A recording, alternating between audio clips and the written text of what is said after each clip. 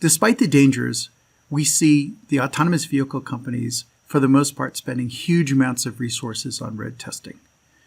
Now let's ask, how much road testing do you really need to prove safety? Well, if there's 100 million miles between fatal crash, which is the case in the US, including all the drunk drivers, by the way, you need to test between 3 and 10 times longer to get statistical significance. That's 1 billion miles of testing. Well, how far is 1 billion miles?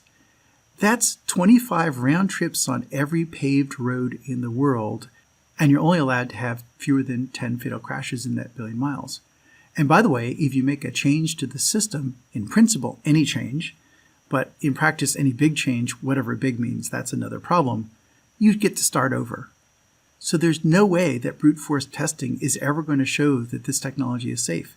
It's too expensive. It takes too long. It's just not feasible. To be sure, you want to do some road testing, but you have to do something else on top of it.